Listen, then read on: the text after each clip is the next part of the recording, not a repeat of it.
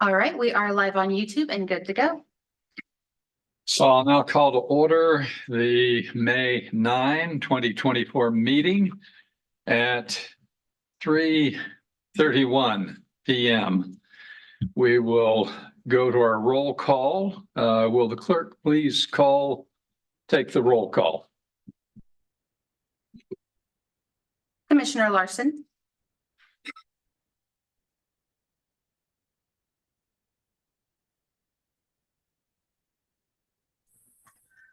I don't remember what I'm supposed to say, but I'm here. Okay. perfect.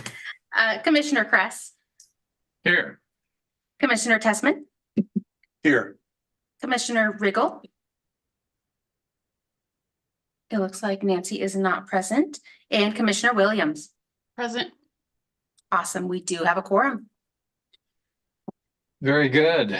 We'll now move then to our consent agenda consisting of first, a sense of anyone wishing to remove an item from the consent agenda. Is there such a desire?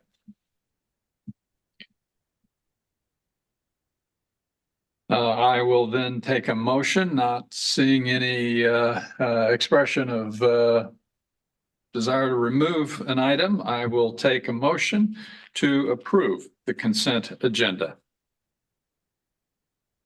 Commissioner Williams, so move.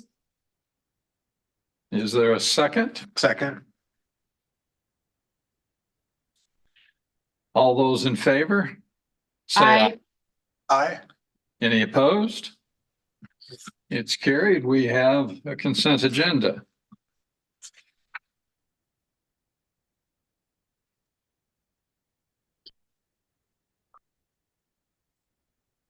First up on our agenda is item number 1.04, public comment.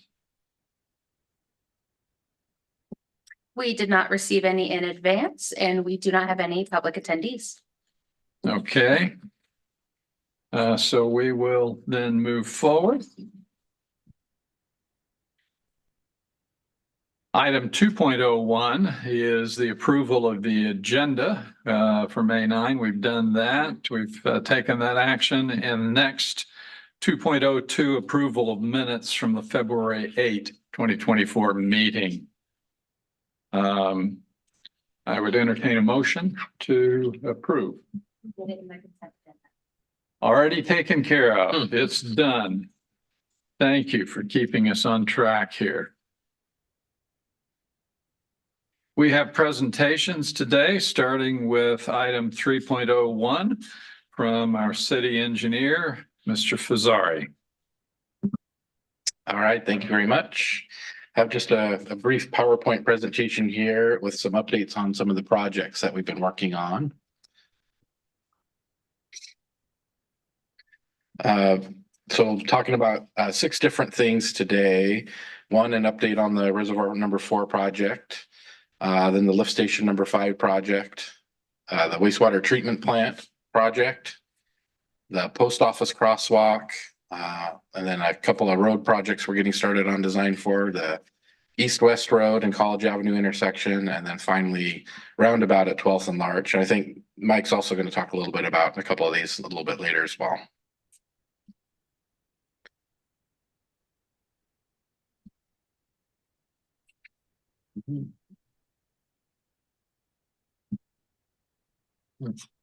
Not working for me here. Point into this one.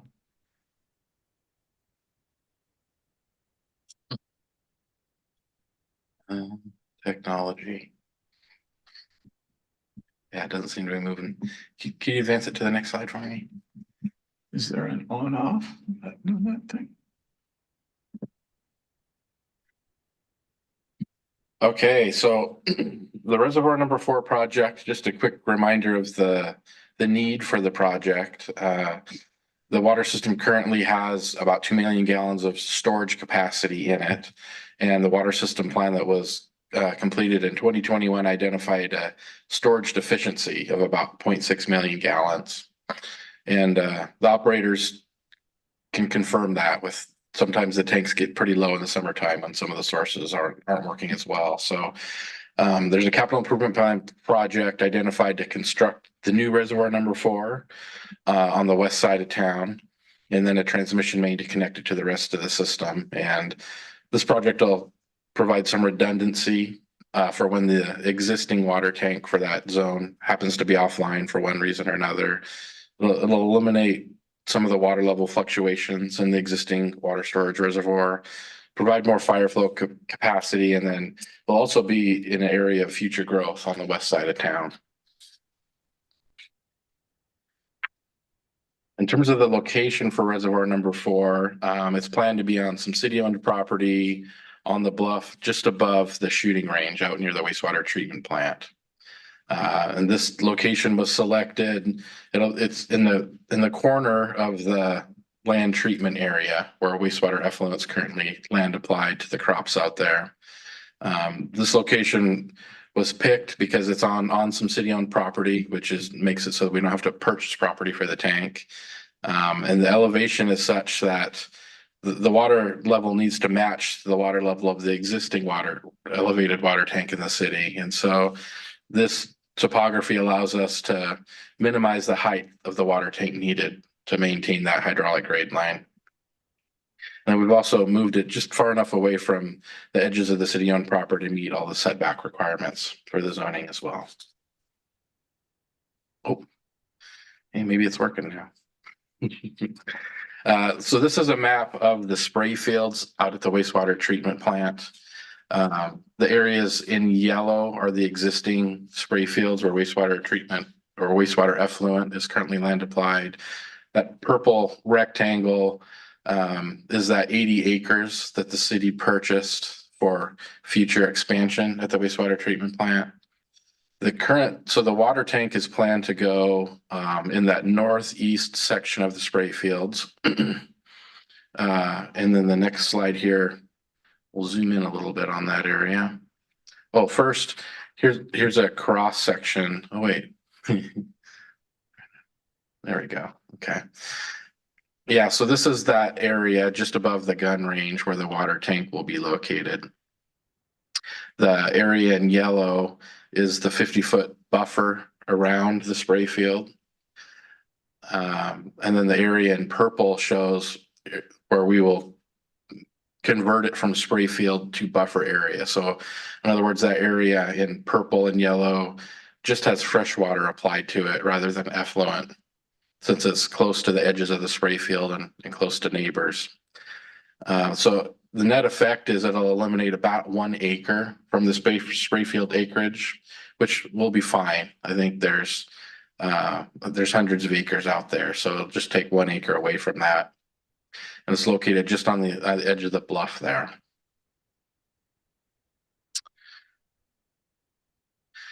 And then this is the kind of a cross-sectional view of the water tank, your existing water tank on the right and the proposed tank on the left. You can see it's a slightly different shape. So the base is a concrete pedestal, basically. And then there's a welded steel tank that sits on top of that concrete pedestal. So that's the kind of the look and gives you a sense of scale for what it'll look like compared to your existing water tank. Originally in the planning documents, it was sized to be a 500,000 gallon tank. And as we started the design and there's been more potential for development in that Martin Airfield area, we made the decision to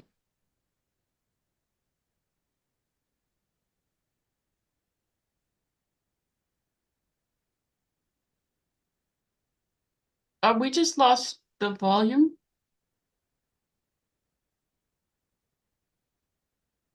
Sweet.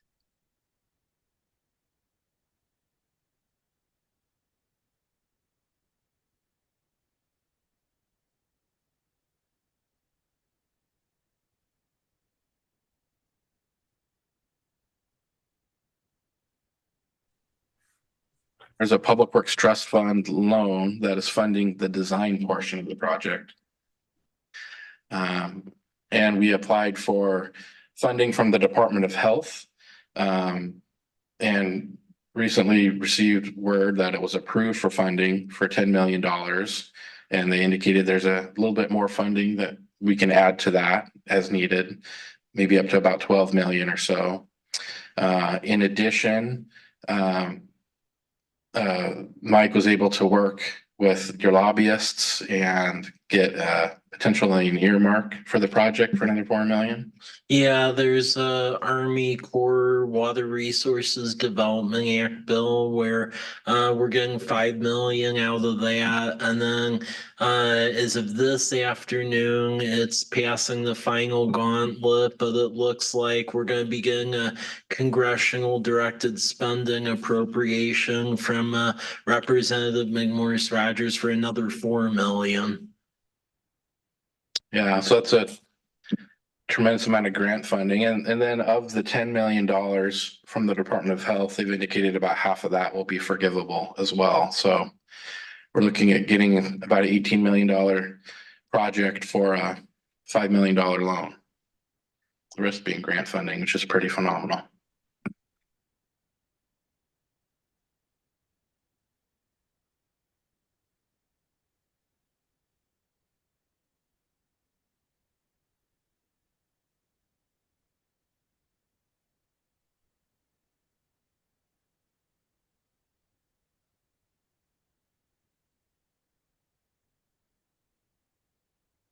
The sound is gone again.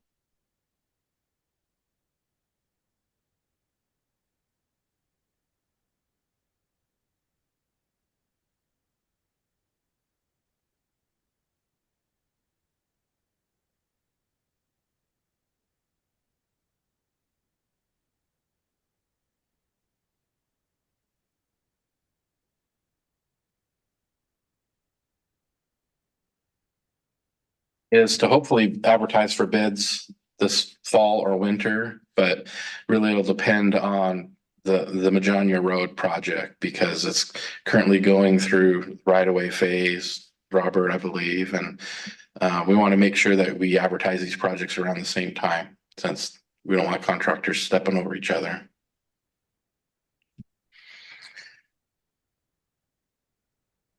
Okay, so that was the reservoir number 4 project. And then now just a few quick updates on some of the other projects. We take a moment and ask if members have questions on the first presentation. You bet. Let's just run down the list. Commissioner Larson?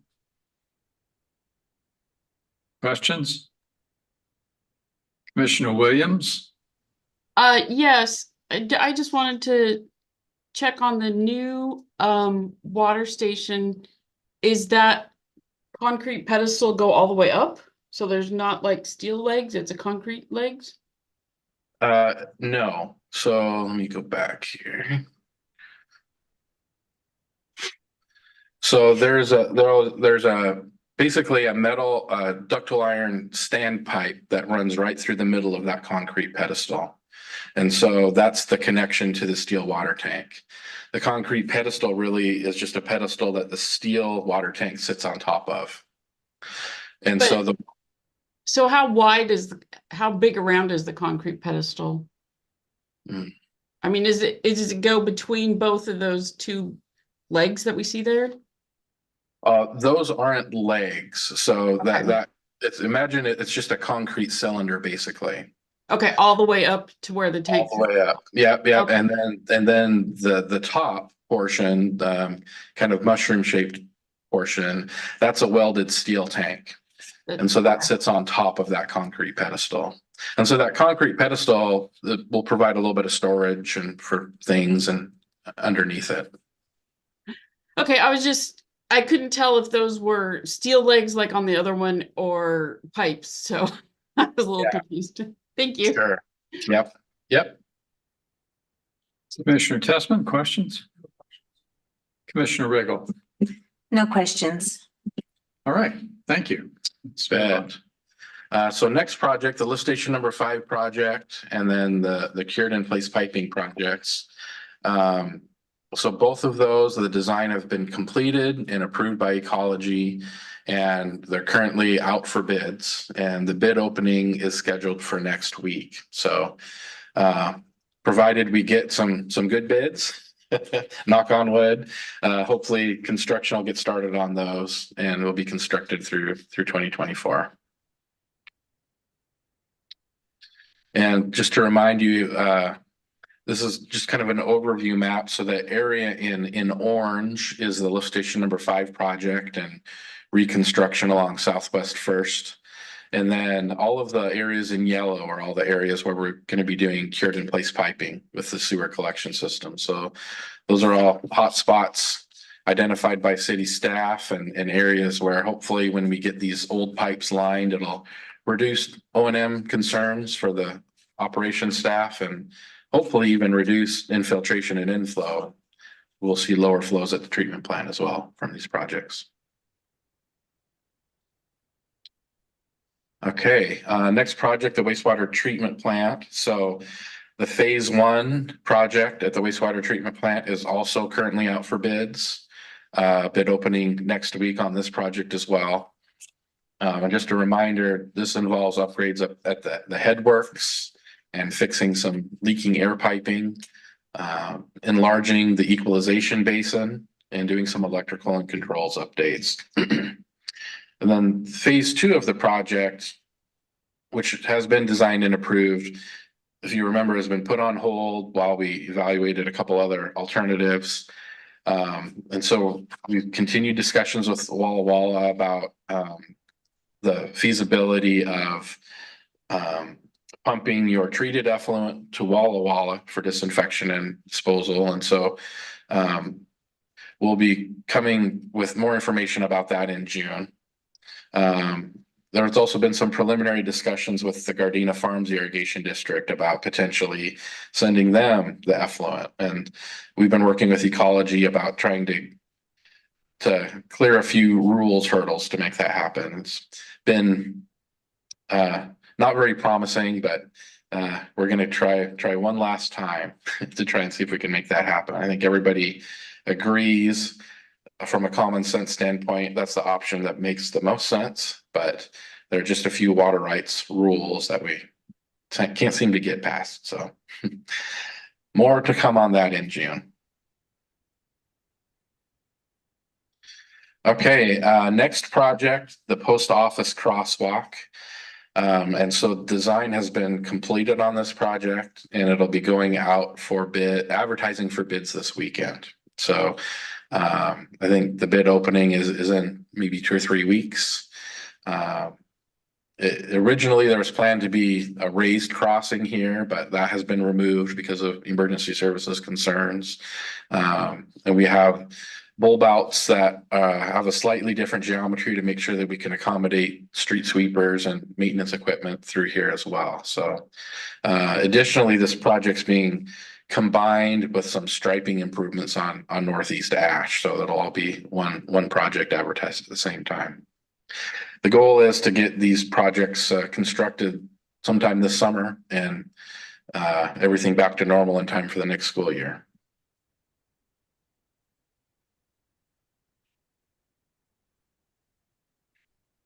And then the east-west road, that's what I refer to it as. I don't know if there's a better name for it yet, but it's a major, somewhat major roadway through proposed development. The area, you can see the green manholes and sewer pipe. You know, that was the sewer trunk that was constructed as part of the lift station number 7 project. That's the approximate alignment of the new east-west road, and so. This is a project funded as part of the tax increment financing.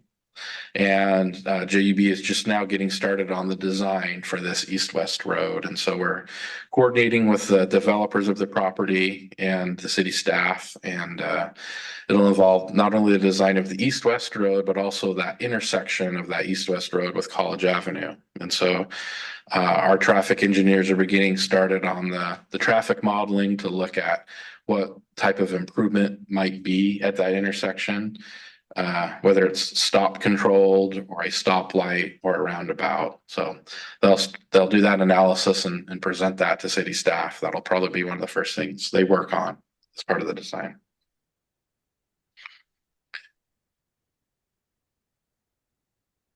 And so the overall project would be to advertise for bid sometime next summer. It's kind of, so design will take about a year.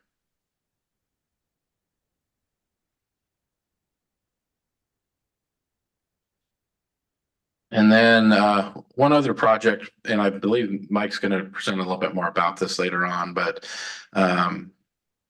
we developed a concept for potentially a double roundabout at the intersection of the highway and College Avenue. Initially, we looked at just putting a single roundabout there, but we recognized that the distance to the next intersection was a little bit too close to make the roundabout function properly. So this dual roundabout concept is one that was developed, and I think maybe I'll leave it at that, and Mike plans on talking about this a little bit later. Just wanted to introduce that to you and present the concept. And then another project that we're just working on is a concept for a roundabout at 12th and Larch. And so we're just kind of gathering the information on that and putting together a concept for that now. And that is all that I have. Thank you. We commented on your first item. Thank you for your presentation. We'll take a moment to see if there are questions about the additional items that you mentioned. Commissioner Larson, any additional questions? No questions. Commissioner Williams? No questions. Thank you. It was very good. Commissioner Tessman?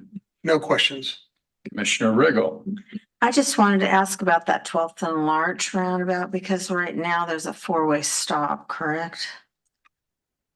And is that working well or not? I guess why put the roundabout in? I mean, I'm thrilled with the idea of a roundabout actually, but I just wondered why. I can speak to that to some extent. There have been issues at the intersection where we've had people run the intersection. There is a larger term project slated, funding dependent for the 12th Street corridor to be reconfigured. New cross section, basically whole new street segment through from all the way from College Avenue to Myra. And so at that point, that intersection is going to have to be reconfigured. And to be able to accommodate traffic patterns, we felt the roundabout, or at least the concept of a roundabout, was a good option to look at.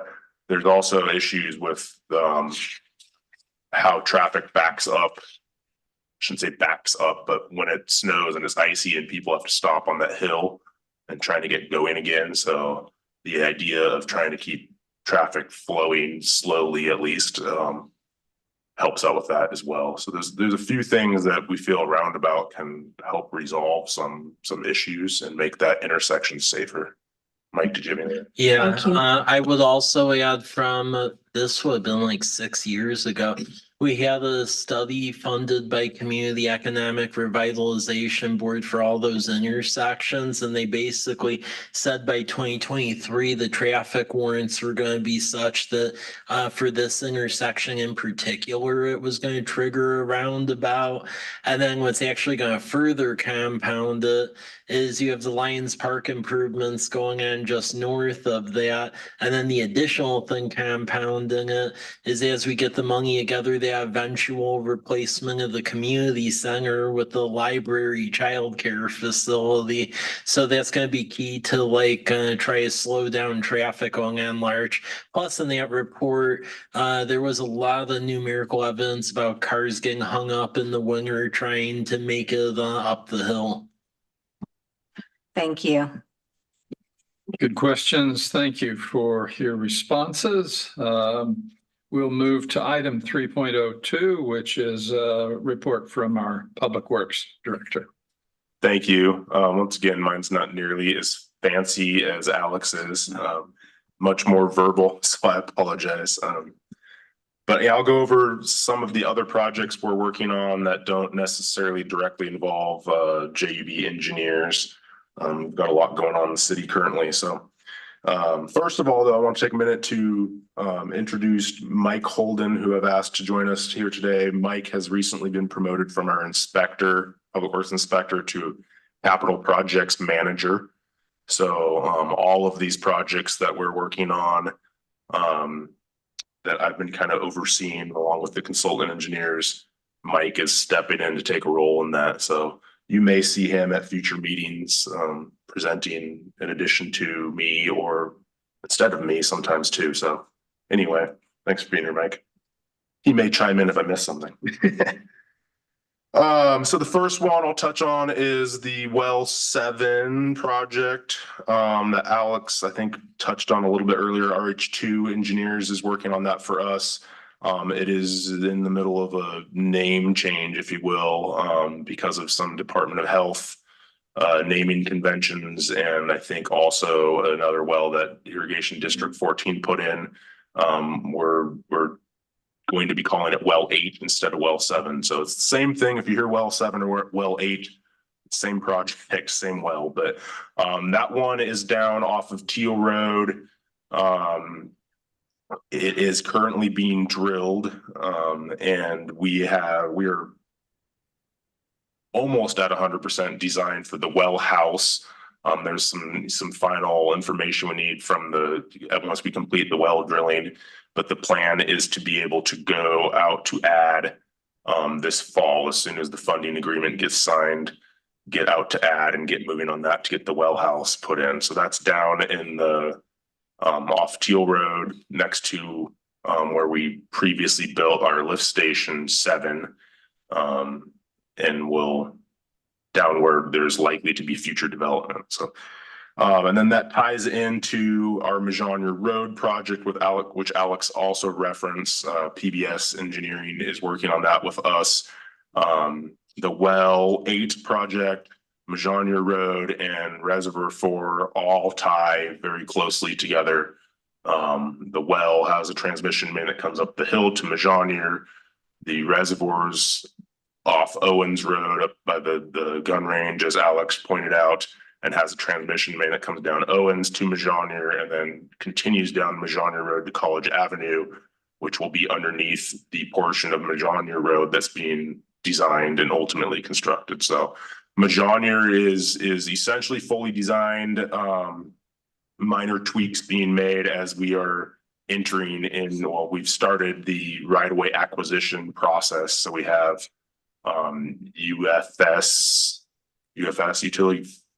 Universal Field Services on board that's handling the right-of-way acquisition for us. So they're in the middle of doing the appraisals and pushing that forward. So with the right-of-way acquisition process, it's hard to say how quickly any of that will go. It tends to take some time, but our hope is to get that wrapped up in 9 months to a year and be able to move into construction next year. So that project's going very well, so far at least. Then we are just getting ready to start in on construction on our Damson Avenue and Rose Street project. So Damson Avenue from Cargill, thank you. I always want to say Cary Court. From Cargill to Rose is being widened, improving utilities, adding sidewalks. So if you're familiar with Damson, about half of that road has already been done. This is continuing that on all the way up to Rose Street. We are working with the railroad currently to try to get an easement in the railroad right away to be able to complete a rectangular rapid flashing beacon crosswalk across Rose Street to a sidewalk and landing for the bus stop that would continue across the railroad. Working with the railroad takes time. There's a lot of hoops to jump through. So we went ahead and went out to awarded the project to Eastern Oregon Contracting or Construction, Eastern Oregon, and with the crosswalk and railroad work contingent upon finalizing things with the railroad. As part of that project, Rose Street rechannelization got tacked on. It is so Rose Street from Lambert to Cary Court, almost Cargill. Lambert to Cary Court, city limits is, we're going to be 3-laning that, and that's in conjunction with the city of Walla Walla project. So the rest of Rose Street, I think all of it is getting 3-laned. They're adding bike lanes, doing a major project in Walla Walla. So it became very apparent if we didn't do something with about 700 feet of rows, it would go from 3 lanes to 4 lanes and back to 3 lanes.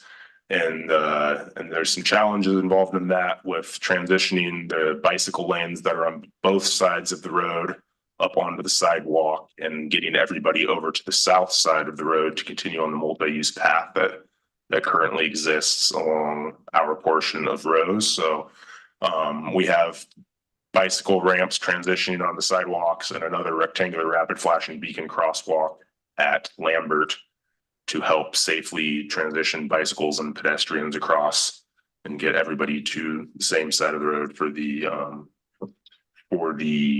multi-use path.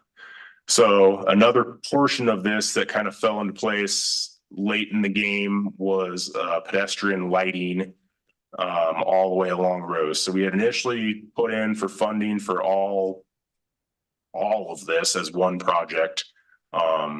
Funding agency indicated that they couldn't fund it, but they would fund just the Damson portion. So originally that's what they funded. Then they came back and said, oh, well, we can go ahead and take care of the Rose Street rechannelization. So they tied those together. Since then, they have awarded us the same funding agency has now awarded us another grant to take care of the pedestrian lighting. So that's another portion of this that we're scrambling to get added on and get that work done before the end of the year. So a lot of moving pieces. When it's all done, it's going to be a fantastic project and clean a lot of things up through there. So yeah. I'll touch on Lions Park briefly. As I think you're probably all aware, it is under construction. It's going really pretty well, all things considered, with any project with this size and scale. There's little hiccups and things to sort out along the way, but underway. Everything's indicating that it will continue to go smoothly, with the goal to have that project completed by early spring next year, ready before farmers market season and for people to use the park next year. Another park project that is essentially complete as of today, although we haven't accepted it yet, is the electrical upgrades at Kiwanis Park. They got their L&I stamp approval today for the electrical work. We added in-ground electrical boxes and had to run line over with a transformer. Essentially a bunch of electrical work to be able to accommodate a temporary farm market, as well as to have additional electrical for other future events and things if we want in the future. So again, the L&I approved the electrical work today. We haven't accepted the project yet technically, but there's no reason to believe it won't be done before farm market kicks off. So that's good. Another one we're just kind of kicking off, I'll just touch on briefly, along with JUB, is Veterans Park. We got a grant to do to include or to add pickleball courts and basketball courts, a full-size court with 2 smaller courts running perpendicular, as well as restrooms out there. As part of that project, we looked at the whole park as a whole and kind of recognized that when it first got put in, the playground that the developer put in was pretty insufficient, also kind of poorly placed. And so we decided if we're going to impact that park as much as we were going back to look for more funding, hopefully to be able to tackle the playground and whole playground improvement, and it'll be like a whole new park when it's done. So that's in design currently, with a goal to get the rest of it funded and go to construction next year, I believe, right, Mike? Yep. And so that'll be great. There'll be more to come on that, but I just figured I'd mention it. Another one that is currently underway, kind of a lot of behind the scenes work right now, but myself and Chief Tamars are working on it kind of together, is a facility needs analysis for both the police station and the public works yard.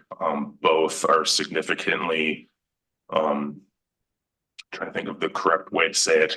They're inadequate and have lots of problems. And so we felt like the first step was to do a needs analysis to determine exactly what we need, look at potential sites, get some cost opinions, and kind of go from there. So likely that the police facility will move forward sooner than public works, but hopefully public works facility won't be too far behind that. So again, there'll be more to come on both of those, but we're working with Design West on the needs analysis.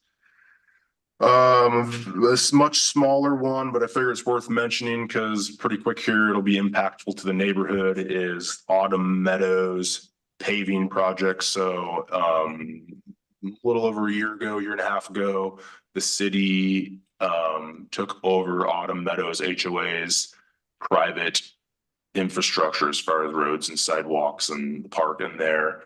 That was an agreement with the HOA for payment, and part of that agreement was that the city was going to make some improvements. We went ahead and were able to get the sidewalk ADA improvements taken care of last year. We bid out the asphalt work, essentially rebuilding the roads on Falbo, and I can't remember the names of them all, I apologize, but all the little dead end cul-de-sacs in there. We bid that out last year and awarded it to Humbert. The way the paving season went by the end of the year, it just was too tight to tear the road out and try to pave it before the plants closed down. So we kicked it to this year. So that'll be kicking off here soon. I don't have an exact date, but we'll be tearing up those roads, which will be pretty impactful, and repaving them. They're in pretty rough shape right now. So that'll be a good project when that's complete. And then the last one I have on my list to mention is our Reservoir One. So our current existing water tower. We have grants and funding in place and have engaged with RH2 engineers to do design for a seismic retrofit and tower painting project. So it's an old water tower, needs some seismic upgrades, is due for a paint job. So that's kind of in works. It's likely to take a couple years to get through design, and in a perfect scenario, our new water tower will be built and online so that we can actually take that one offline to do some of this work. So again, more to come on it, but it's just a project that's kind of kicking off right now. So those are, I think, the most noteworthy ones to mention. Mike, am I missing anything? Anything to add anything? I guess that's all I got for right now. Anybody have any questions? Let's start at the top. Commissioner Larson, questions? Did you say you're working with Design West? Say again, please. Did you say you're working with Design West? Yes, Design West is helping us with our facilities needs analysis. Okay, cool. No, we've for the worked with police. them here at the You work with them. university and like them, so yeah, Yeah, they're doing a fantastic job for us. We're happy with them. awesome. Thank you. You're welcome. Great. Commissioner Williams, questions? No questions, thank you. Commissioner Tessman, No questions. Commissioner Riggle? No questions. Looks like you covered it quite well. Thank you, Mr. McAndrews. Okay, we are going to move next to item 4.01.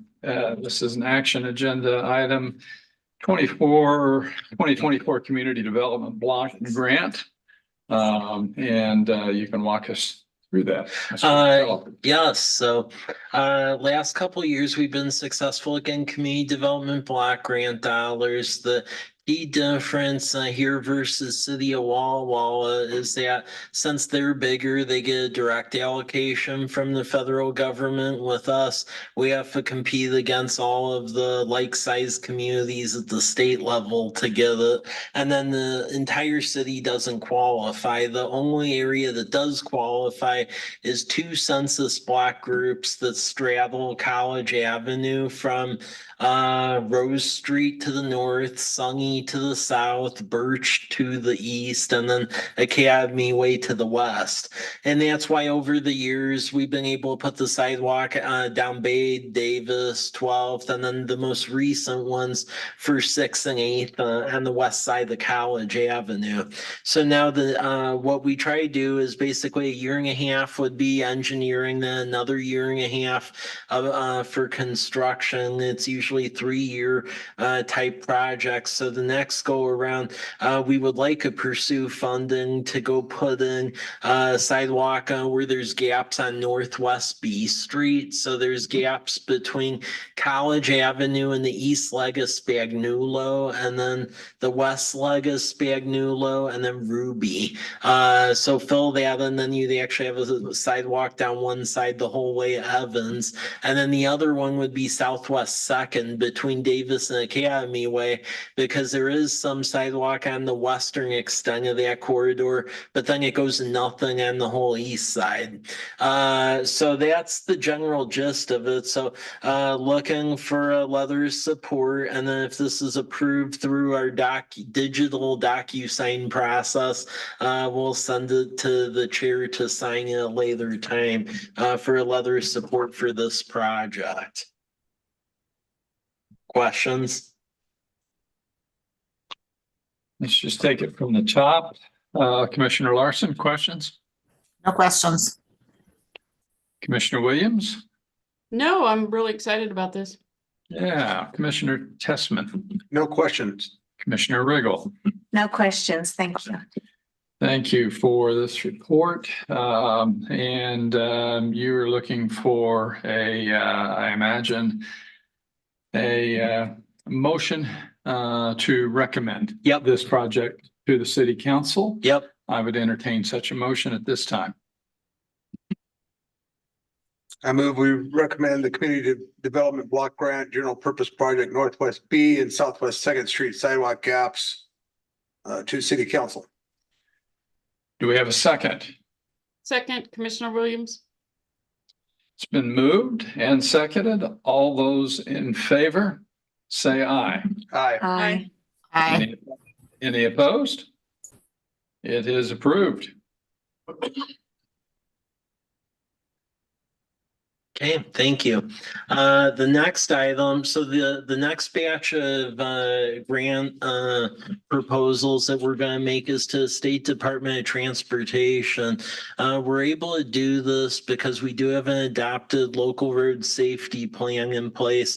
And the general timeline for these, if we were to get awarded them, is they do the call for projects this summer. The funds get allocated from the state legislature next summer, and then basically you have 2025 up to the end of 2027 to actually do them. This program is actually what was used to do the post office crosswalk that was discussed earlier. So for this first one, for safe routes to school, you basically have to name a school, and then you can do projects essentially nearby them.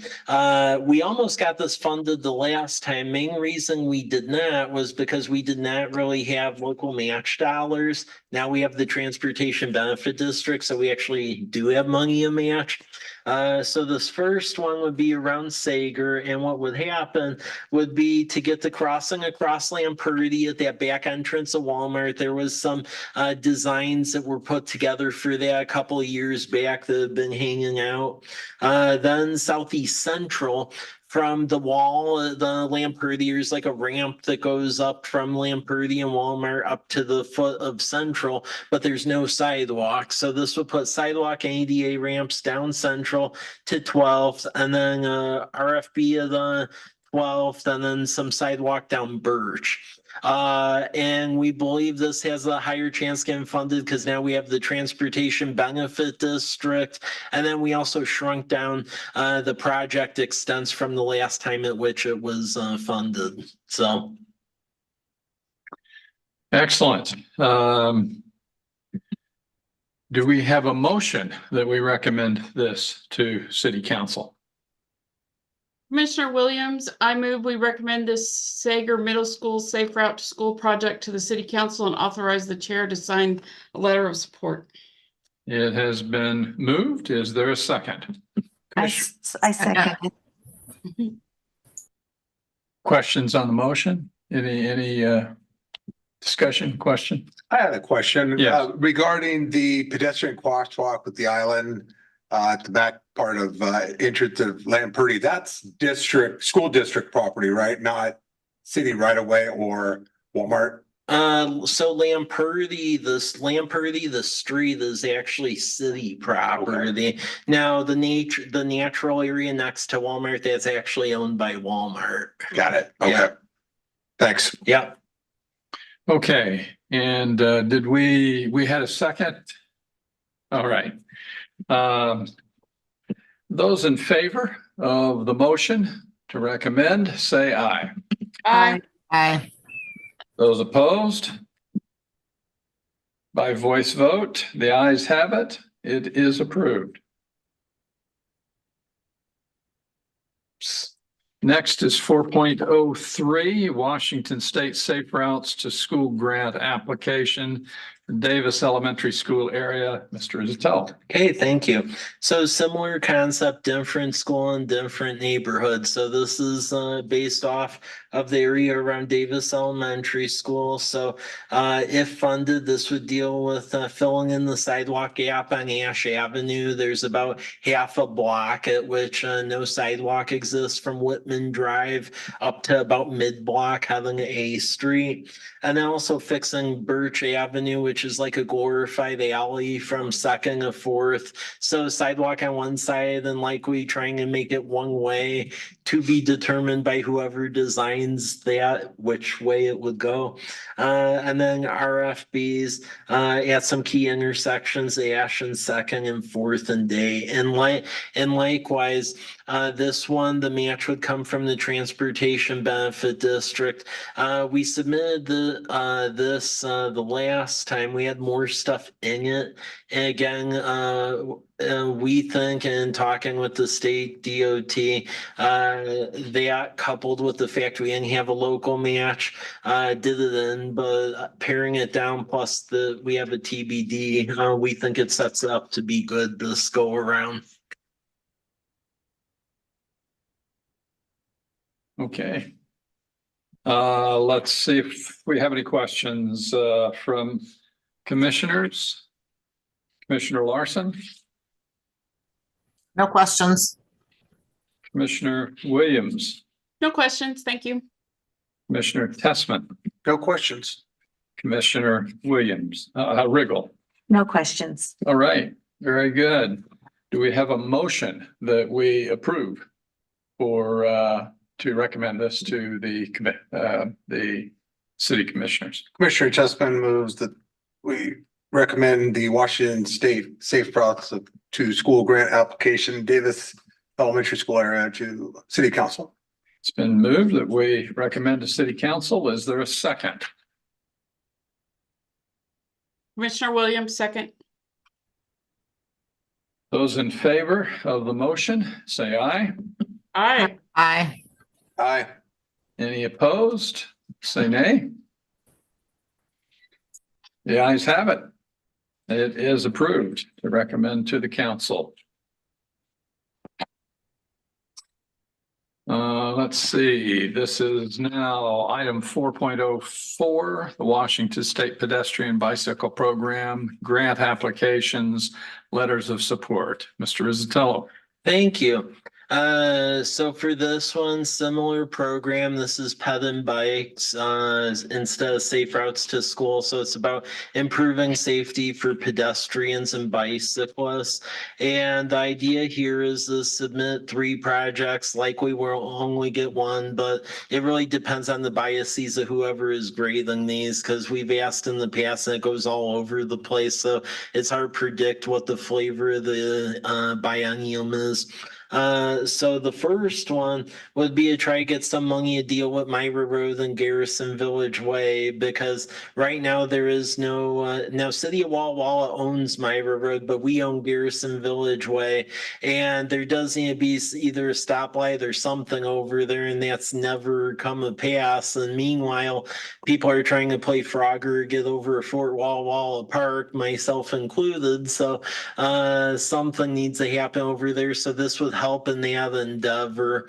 And City of Walla Walla, while in the spectrum of all of their projects, this isn't the priority, it's a sub priority. So it's something they would consider. So that's one of them. Then the other one is around like Meadowbrook and State Route 125, because in a couple of our planning documents, you have Tamarson with the bike lanes, and then right when you make that sweep and curve at Peppers Bridge and Meadowbrook, it goes to nothingness, and it's really awkward. So take a look at that.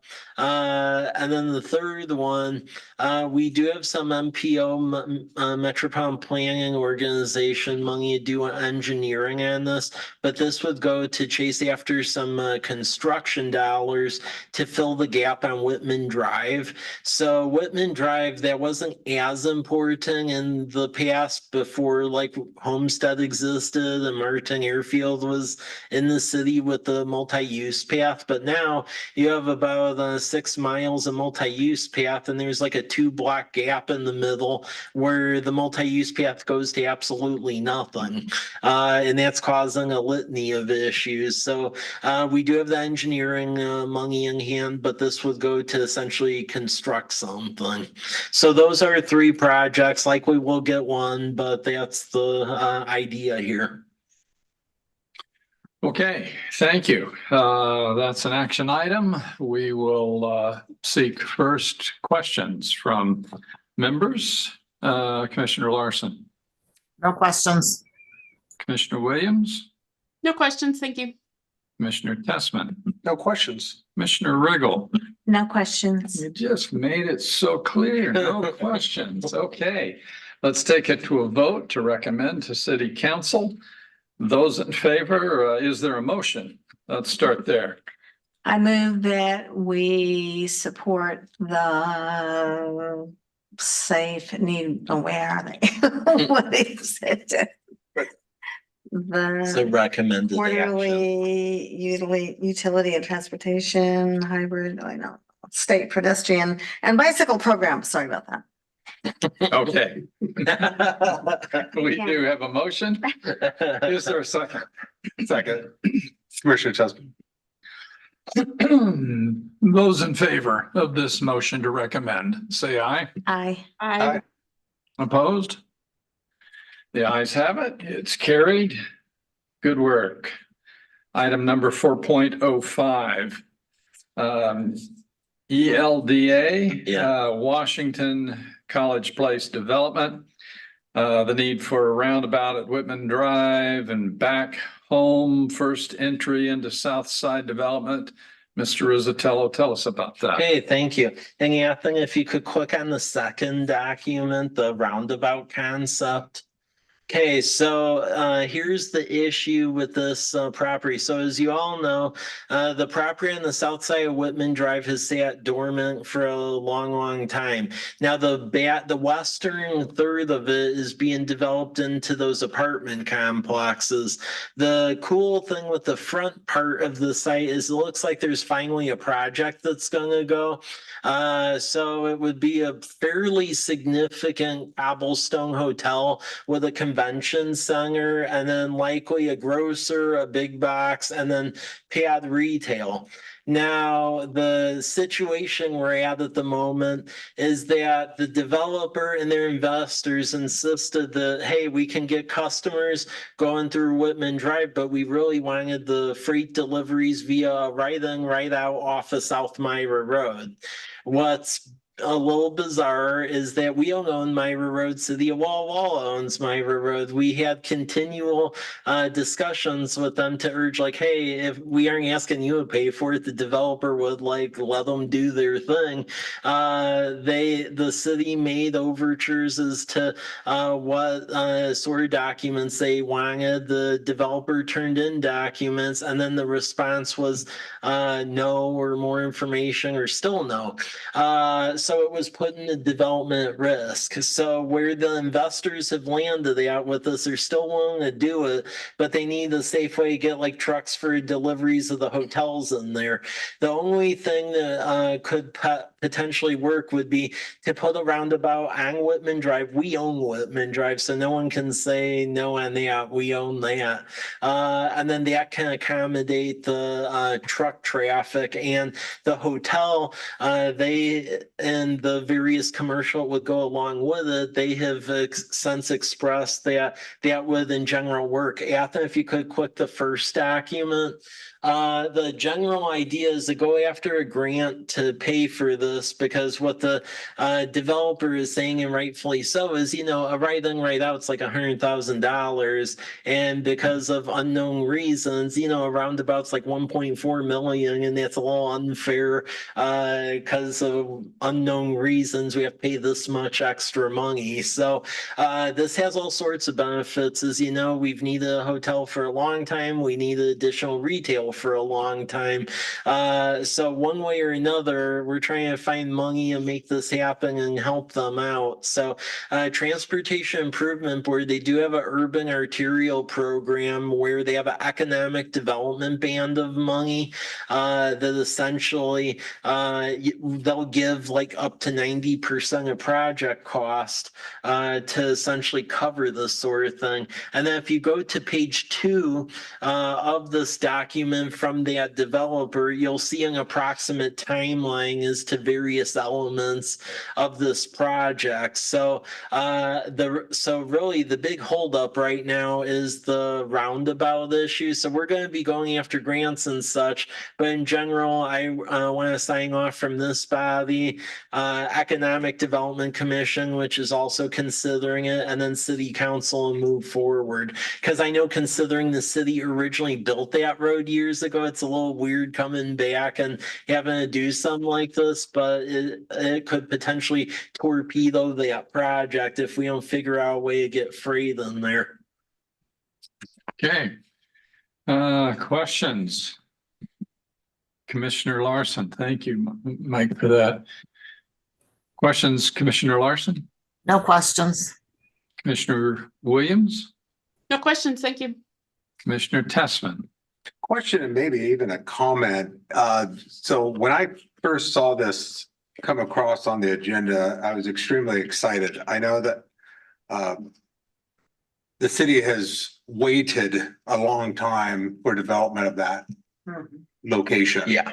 And I also am very aware of the city and the threats, I'll just put it that way, from Walla Walla, that if, you guys can't do anything for any projects anywhere that side of Myra, and, we're not going to compromise. So as it sounds to me, the only thing keeping this from moving forward is a roundabout. Yeah. With all these other things, as you so stated, Mr. Rizzatello, there's no lodging in College Place.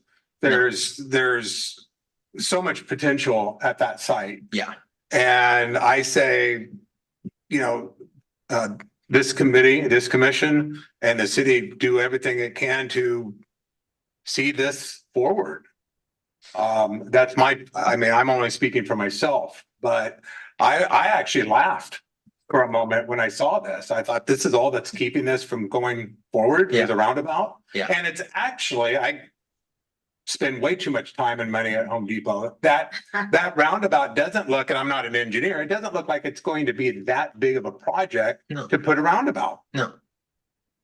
So No, well, I'm excited. Yeah, well, yeah, it's just a little irritating. The same thing could have been accomplished with writing right out. But either way, we're trying to save this. So the general goal was to put in for the TIB grant. Even if we get part of it or none of it, then I would say the next element of action is that each jurisdiction can do up to 2 tax increment financing districts. And if the TIB one doesn't go through, that would probably be the next course of action to do a TIF district to pay for it, just to put it out there. And then a follow-up question too, from this, so roundabout, the picture you had Yeah. at that intersection, no roundabout would be required. That, isn't there a second driveway? There at is. Whitman? Yeah. Okay. Yeah, there is, and the investors and the people behind it seem not to care about the other ones. It's specifically that first one because they're trying to figure out a way to get delivery trucks in there. So as of right now, one roundabout Yeah. sufficient? Yeah, Okay. yeah, and right now that southern entrance, for whatever reason, is like a pork chop. So there's like no way to like make a left turn into that southern property.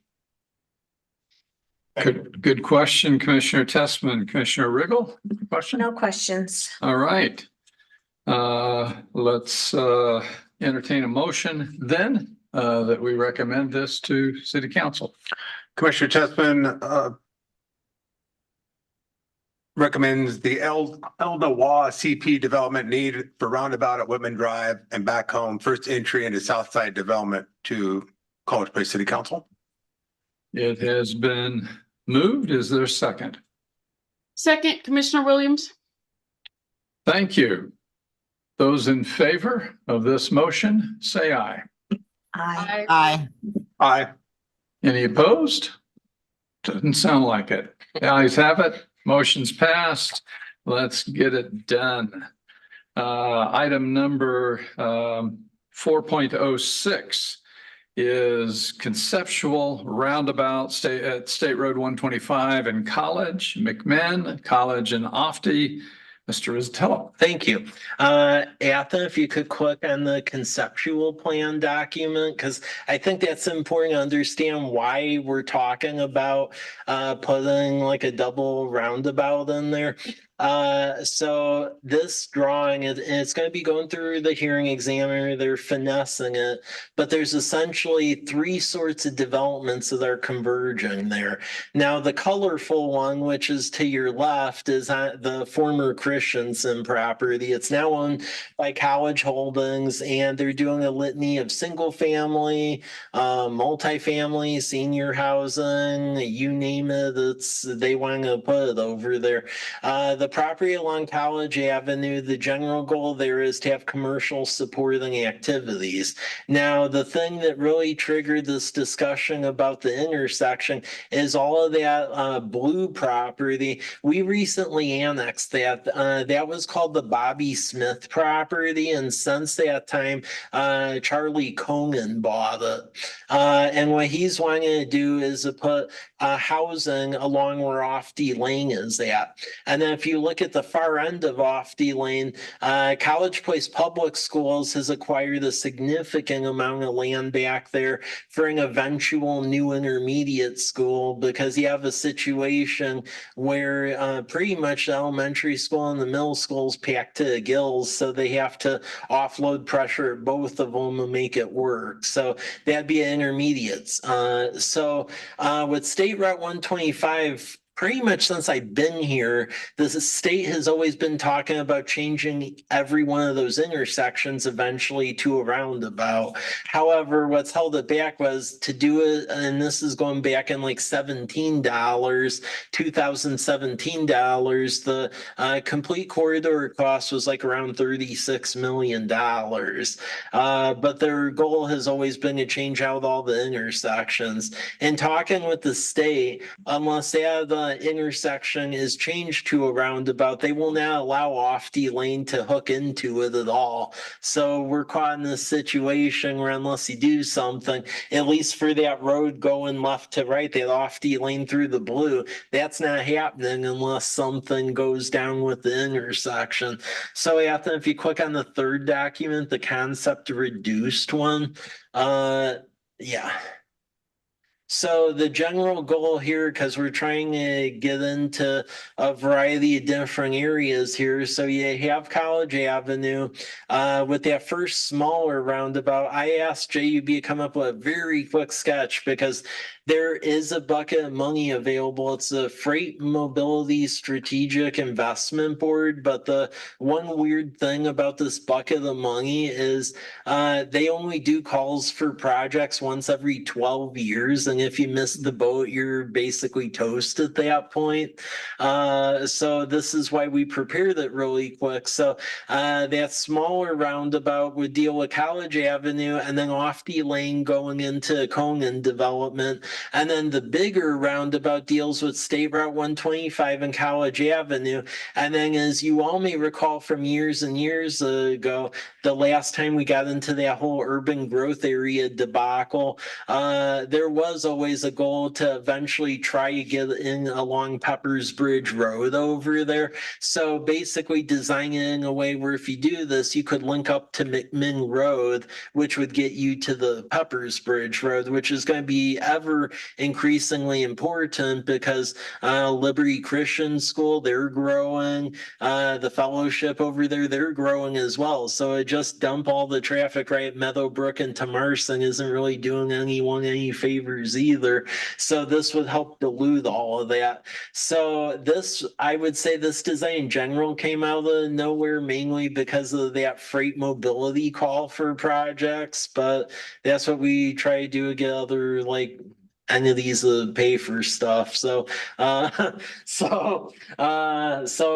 yeah, that's what you see in front of you. But I'm trying to get basically approvals from both this body, our Economic Development Commission, and ultimately City Council, because this is going to be a major thing where it's going to hold up that development along off-D lane and really a more linear access into the schools unless something like this happens. WASDOT will not allow off-D just to randomly link into 125. Okay, the recommended action is that we consider a motion to recommend the design to the City Council, State Road 125, College, McMinn, College, and off-D intersections. Is there a motion to that effect? Commissioner Testman moves that we present the conceptual roundabout plan for SR 125 and College, McMinn, College off-D to College Place City Council. It's been moved. Is there a second? Councilmember Williams, second. Okay, let's vote. Those in favor of this motion to recommend to City Council, say aye. I, Aye. Any opposed? No opposition? The ayes have it. Thank you. And we are at section number 5, some reports, 5.01 safe routes for all action plan. Mr. Rizzatello. Thank you. So I just want to inform this body about this document. So we did get a plan and grant from the Federal Department of Transportation to put one of these together. Really, we have a lot of the data from our various local road safety plan, the complete streets, and the ADA transition plan efforts. However, when we went after implementation money, and there's literally hundreds of millions of dollars in this bucket of money, even though we have all that data in our plans, they were like, oh, well, that's not good enough. It has to follow our exact format or we won't let you go after the implementation money. So we ended up having to go after planning money. So we basically are going to hire a consultant to frankly regurgitate a lot of the data from the other 3 plans into their format. So that way we can get the implementation money. Because this is one of the few bands of grant dollars that isn't tied to federal classification. That's a big issue both with state and federal grant dollars. A lot of them are tied to if a road's federally classified, and a lot of that's driven by traffic counts and utilization. So this would be good to qualify for money. But yeah, even though hypothetically we have the data, we have to take a step back in order to take a step forward, if you will. So this is basically due May 10th, the proposals, and then we'll be grading them and then awarding it. But it'll list out the projects, the treatments, and then likely there'll be discussion with the county as well by the consultant, because Walla Walla County did get one of these planning awards as well. And I attached some of the flyers they prepared because they already have like a survey that's out right now where you can mark areas of concern. So it's just something to be aware of. We'll get a lot deeper into this in the next couple of meetings. Excellent. Thank you. Let's see if there are questions for Mr. Rizzatello. Commissioner Larson? You with us? Oh, you're mute. Questions, Commissioner Williams? No questions. Thank you. We didn't hear you, Commissioner Larson. No questions. Thank you. Yeah, okay. Commissioner Tessman, No questions. Commissioner Riggle. No questions. Thank you for that presentation, Mr. Rizzatello. Let's move now to some closing items. Our next meeting is scheduled for August 18, 2024. 3:30 p.m. That's August 8th. Oops. Missed that. August 8, 2024, 3:30 p.m. All right. I think we need a motion to conclude this meeting. Is there a motion? I move that we conclude this meeting. Is there a second? I second. Not hearing any objection, the meeting is now concluded. Thank you, each one, for your participation today. Thank you. Thank you.